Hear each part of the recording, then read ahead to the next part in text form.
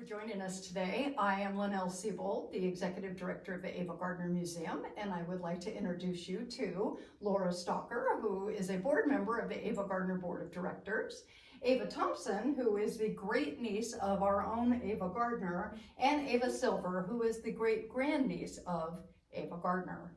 And we are here today because the Avas, as we like to call them, just recently returned from a trip to London, where they saw the play The Secret Conversations, and they also visited with one of the beneficiaries of the Ava Gardner Trust, the Queen Victoria Hospital. And we're all very anxious to hear about your trip.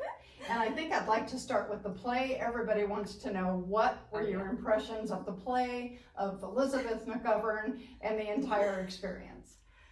Well, let me begin by saying that I have been working with Elizabeth for 5 years now, since 2016, to get the stage production live. And she is just a wonderful person. She is warm, relatable, and I love Elizabeth McGovern. As for the play, we had already seen the script and approved it, so there were no surprises, except for the fact that it was funny. It was totally entertaining. I was captivated from the very first line. Elizabeth has a wonderful sense of comedic timing, and she delivered some of Ava's famous one-liners just perfectly. That's wonderful.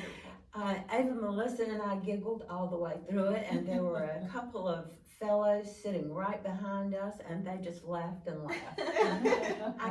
I can truly say that I felt like the audience was completely engaged and totally entertained, just as we were. Mm-hmm.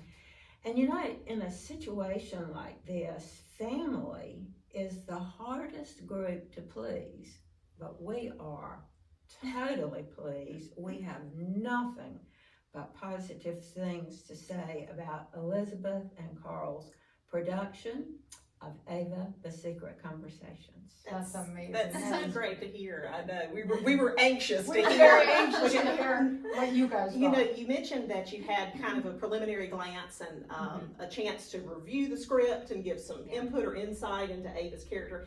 And then you get to see the show, and it's got all of these other elements in terms of how the staging is done, how the set operates. Could you tell everybody a little bit about that and your impressions of it? For me, it was totally unexpected. Mm-hmm. So reading the script, it seemed very two-dimensional, but interesting at the same time. And then when they put it together with the play and Yusuf, he's co-starring with Elizabeth McGovern, they were such a dynamic duo. They really played off of each other, and we got to take a journey through Ava's life, through her marriages, through her childhood, and you really got a sense of who she was. And she's not just, you know, this perfect stage actress. She's got some real depth and dimension. And really, it's relatable to everybody. Ava Gardner seemed to be a little bit bigger than life, especially back when she was, you know, at the peak of stardom. But when you take a step back and, you know, we're generations ahead of where she was at that time, you really get a sense of the depth of what a human being is. And she's not just a star, she's a human being. We can all relate, we can all learn from each other and from our struggles, and it was just beautiful. You really learn kind of the motivation of why she kind of became the person she was, don't you? Through these relationships, through the ups and downs of her career and all of that. And I think that's so interesting that the play took the approach of, you know, yes, it's Ava Gardner, but it's also an interpretation of Ava Gardner. Yeah. It's a representation of her life. It's not 100% biographical. That's right. Because it's a work of art. Exactly. And I think that's important for folks to know kind of going in. Yeah. That this is capturing parts of the essence of her. Yes. Why she did the things she did, the relationships and all of that. But it's also showing a mature Ava, an Ava who's kind of later in her life and able to reflect on her past and see again kind of what the journey her life took.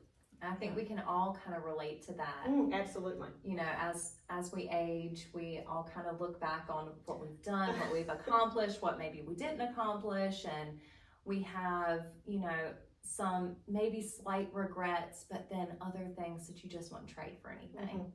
So the experience was really, really nice, and the relationship between the two of them, it was kind of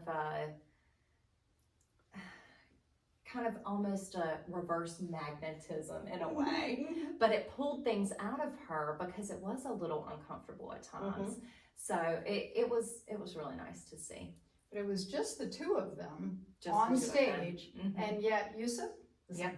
he played 4 different parts. Exactly. Exactly. And you and I were having this conversation a little earlier. Tell me Yeah. a little bit more about that. He was incredible. Really incredible. I was very surprised. In the script, there was not, you couldn't understand what he was going to do as an actor. So he transformed himself from a writer to every one of Ava's husbands.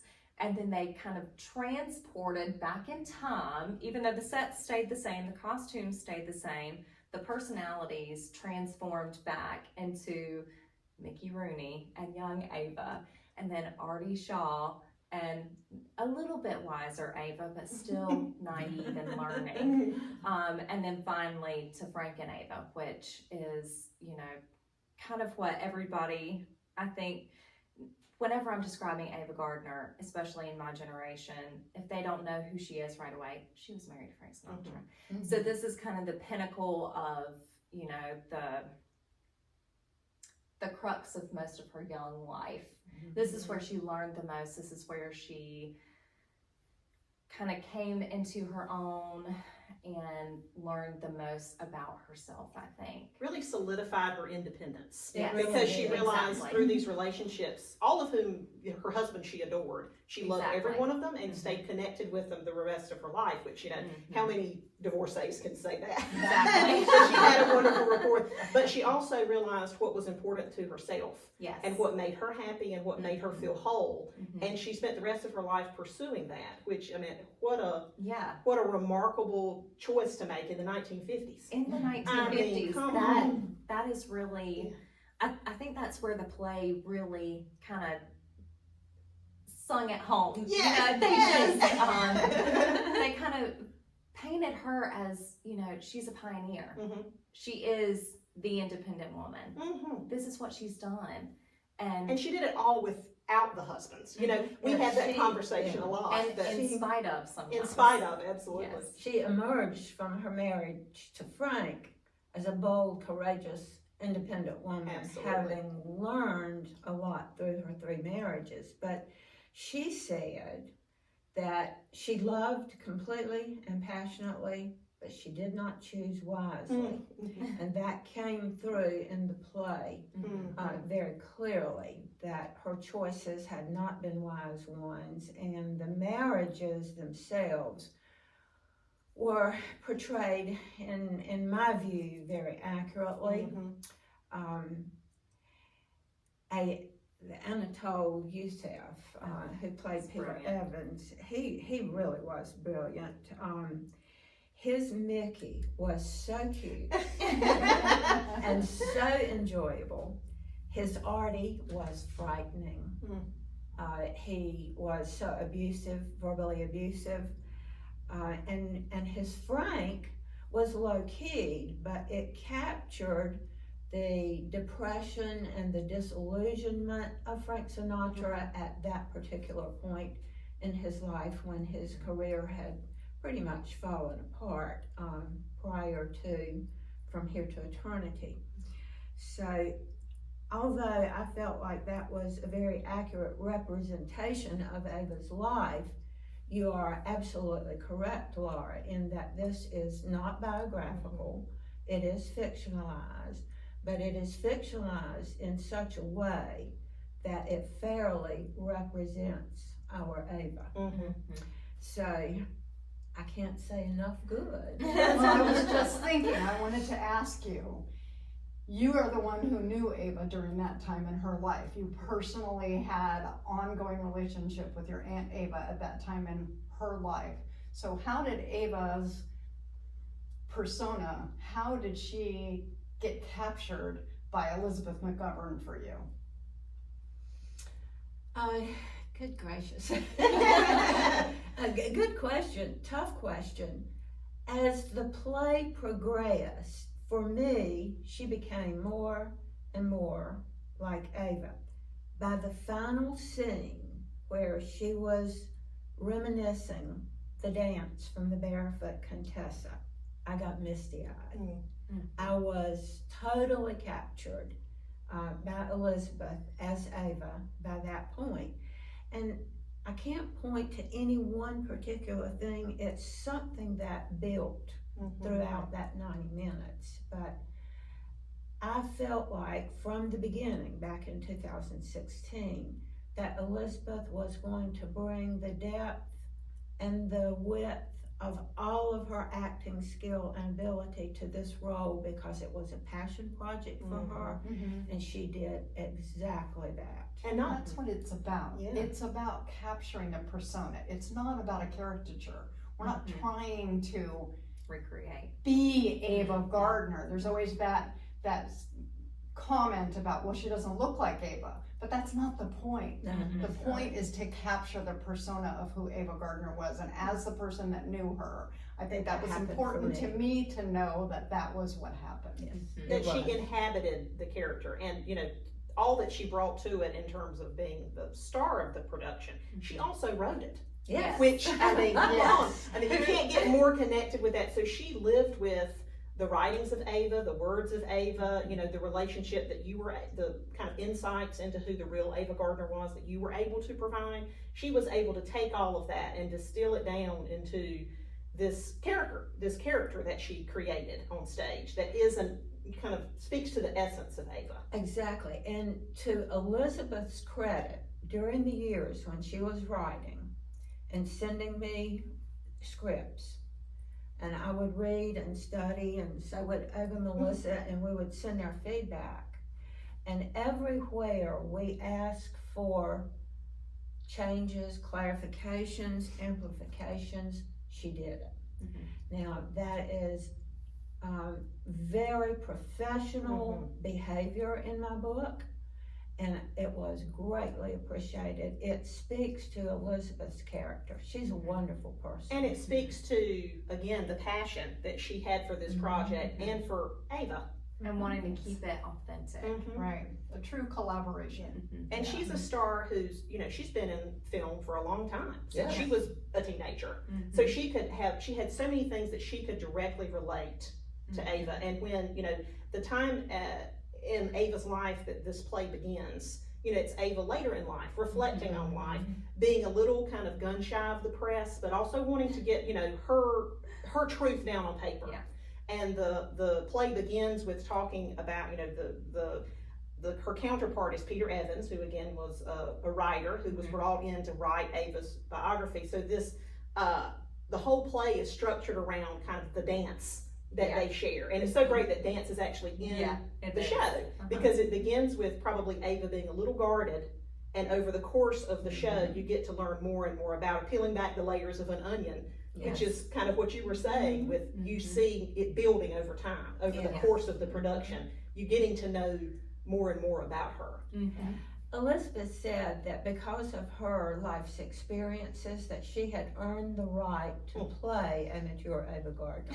What a great statement to make. What a great of ownership. statement. Yes, and I totally agree.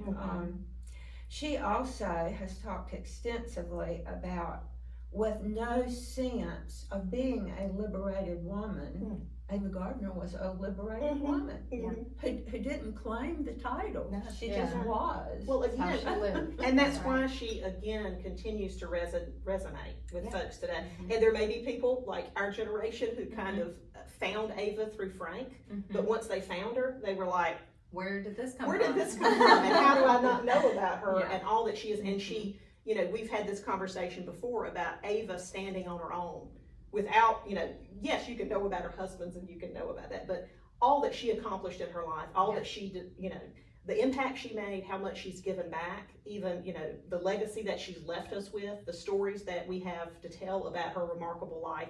She's just such a great human being, and I'm so glad that we get to interpret her life at the Ava Gardner Museum, and that this production exists so people can have this opportunity to get to know more about this remarkable person. Now, I would simply add one more thing. Having spent time with Elizabeth through emails, phone calls, Zoom meetings, in person, I feel like I have gotten to know her fairly well. She is down to earth. She is easy to relate to. If she were sitting with us this morning, she would fit right in, just like Ava would. If Ava and Elizabeth had ever been able to get together, they would have been great chums. Oh, That's a great, I love that. What better review Yeah. can you have Oh, than yeah. that? So now we didn't just see a play while we were in London. There's a little bit of business to do too. Busy itinerary. That's right. You want to tell us a little bit about some of the work of the Ava Gardner Trust and the beneficiary that you were able to visit while you were in London? There are 3 beneficiaries of the Ava Gardner Trust, and it is a separate legal entity from the Ava Gardner Museum. But of course, we work together very closely. The museum is a beneficiary of the trust. St. Jude Children's Research Hospital in Memphis, Tennessee is a beneficiary, and the Queen Victoria Hospital in East Grinstead, just outside of London, is a beneficiary. And we had the privilege of spending a whole day there, and it was just amazing. When we left, I felt inspired. I felt a fire had been reignited to get back out here and get to work on the Ava Gardner brand in order to bring in funds for the beneficiaries. Ava visited the hospital for the first time, I believe, in 1957, after she had fallen from a horse at a bullfighting ranch in Spain, the Peralta Ranch, and had a bad hematoma on her cheek.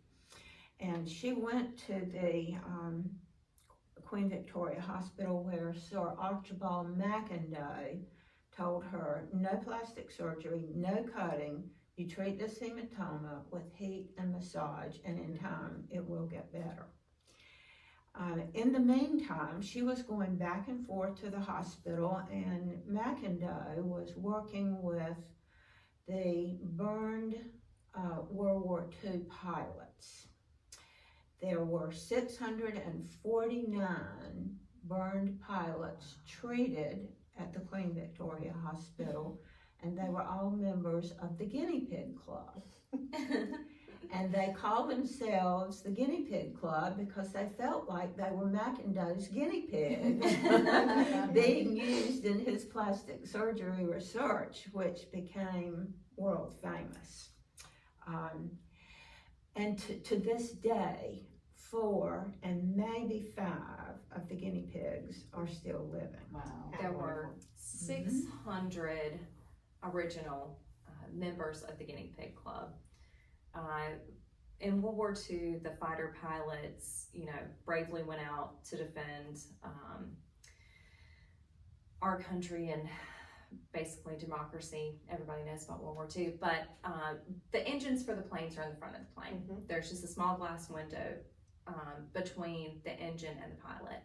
So when they got shot down, the engine exploded essentially in their face. Oh, wow. So they would fall into the ocean, and depending on how far up they were, most of them would survive, but they would have gotten catastrophic facial injuries, losing eyes, nose, ears, that kind of thing. So McIndoe took these guys in and not only gave them some of their looks back, but he also taught the people in the town not to stare.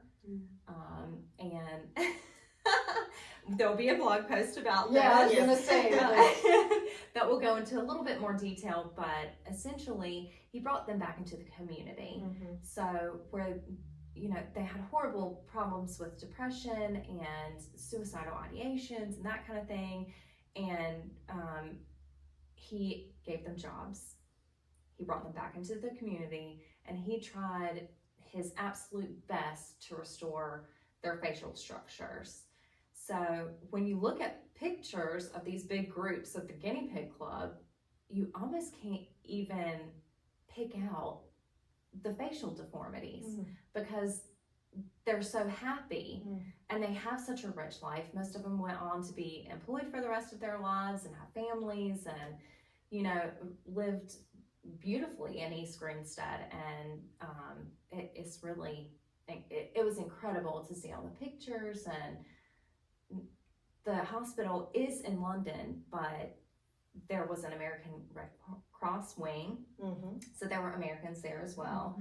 There were Canadians there. So it really reached all parts of the world, and it was just beautiful to see. And they're Really still doing inspirational. such good work. Well, so innovative. Not only were they innovative in the plastic surgery component, but they were innovative in treating the whole patient and understanding that it's not just you know stitches and repairing a wound. Exactly. That it's the, you know, the heart and the mind, and knowing that you can continue with your life, that you can still go on. And what remarkable things to be doing at that time, you know.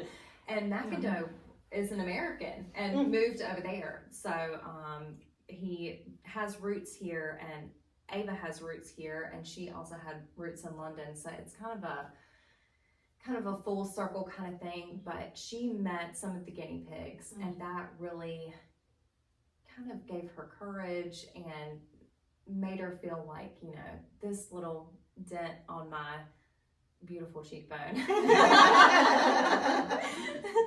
is nothing in comparison to what these guys are going through and the courage that they show. And she was invited to a Nurses Day fair to visit with the staff of the hospital. And McIndoe, we learned this at the hospital, was a little cunning in his outreach to celebrities. So not only is he trying to boost his celebrities, but he's also trying to boost himself and his patients and his work. So she's there to be at the Nurses Day Fair, and he has invited all of the press. This is after her hematoma, and she's still not feeling like she wants to be photographed yet, but they came and took pictures of her, and she was kind of shying away from the camera at first, but McIndoe was like, "You're ready for this.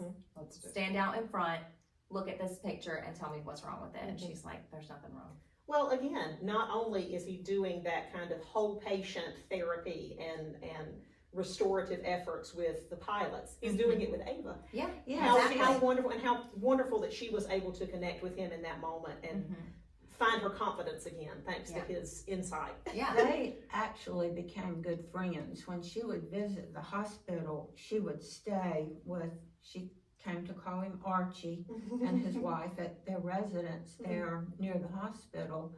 So they became good friends. And she said, she didn't work for 2 years after the fall from horseback, and she said that he managed to save her life and her career and give her back her confidence.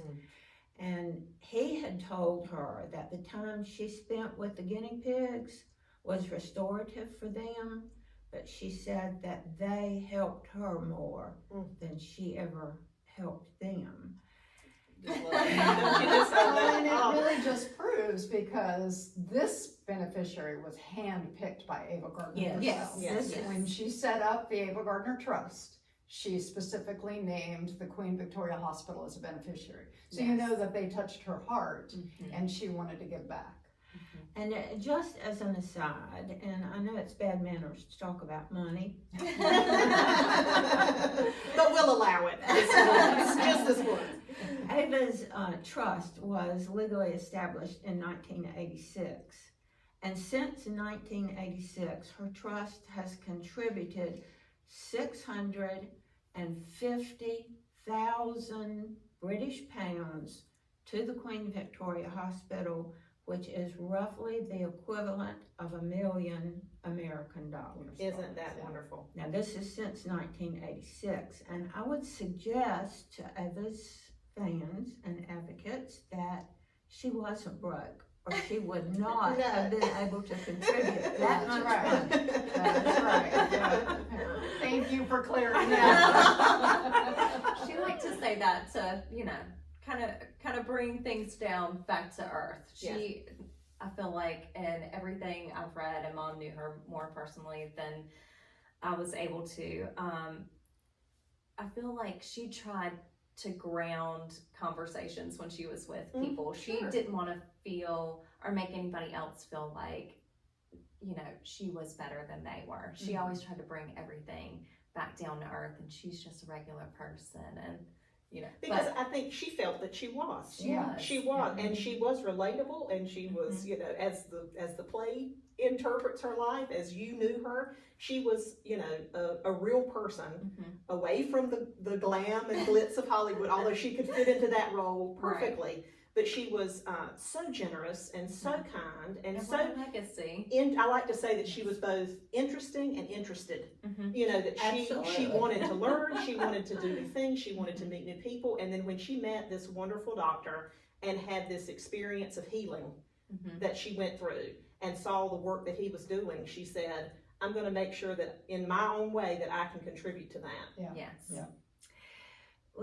Well, the trip to the hospital ended, we were able to tour every ward on the hospital and speak to a person who worked on that ward, be it a nurse or a doctor, just some amazingly talented, committed people.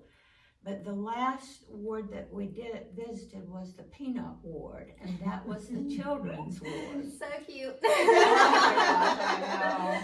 And we left little gifts for them, and there will be some photographs in the blog about our hospital visit.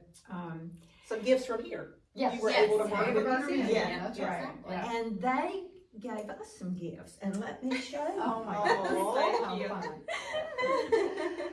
thank you. This is a little note from Suki. She says thank you. And some flowers. Oh my goodness. Oh, this is wonderful. And another little thank you. Oh, with some Hello Kitty stickers. And a great big thank you. With a big old cupcake. That is Precious. wonderful.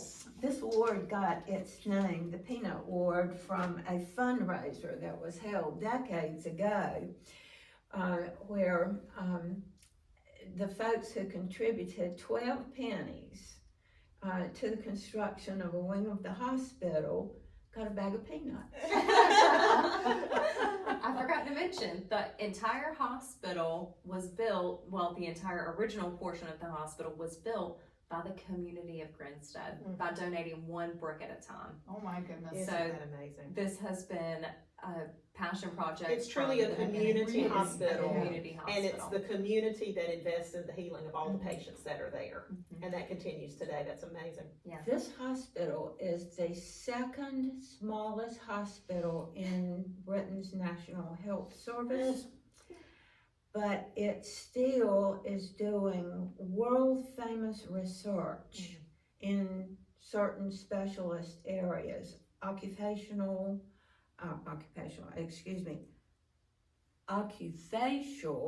plastics, corneal plastics, and there's a couple of more. They're all will be listed in the blog.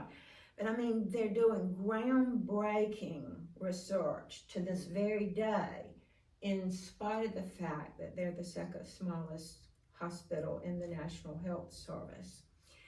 And of course, they did groundbreaking research in treating burn victims back in the 50s and 60s and 70s. So they're inspirational.